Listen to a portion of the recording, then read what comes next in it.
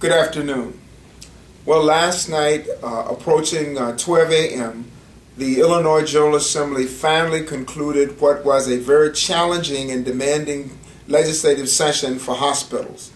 You'll remember that the state going into the session was confronted with a $1.5 billion loss of federal funds because of the expiration of the federal stimulus package. So the governor announced a 6% budget across the board cut for hospitals. And most observers believe that hospitals would indeed find that they'd have to give back at least, at minimum, the 6% across the board reduction. At some point, there was actually a consideration of a 12% across the board cut.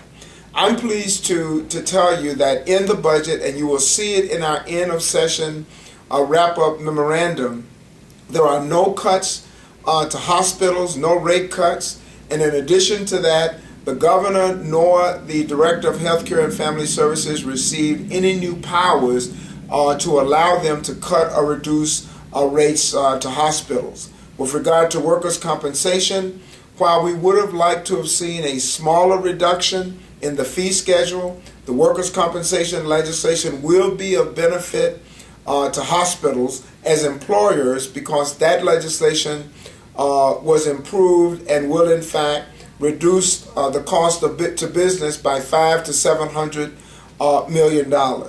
In addition to those accomplishments, which are important, a nurse staffing ratio was defeated for the 10th year in a row. Critical access hospitals will now be paid on a cost basis for outpatient services.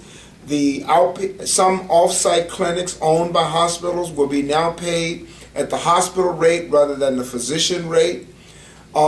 This has been a good session for us with some outstanding results, and it's a result of an advocacy effort supported by hospitals all across the state. During the course of the session, you sent more than 19,000 letters and emails to legislators with the message, protect hospitals, no cuts across the board, no new authority to the department to reduce rates. And those messages resonated and were echoed by legislators. So thank you so much for your contributions to the advocacy effort.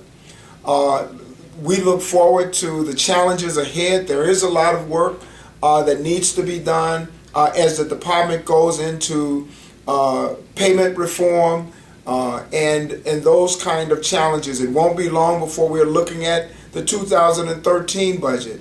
So please stay tuned, stay active, stay involved. Thank you.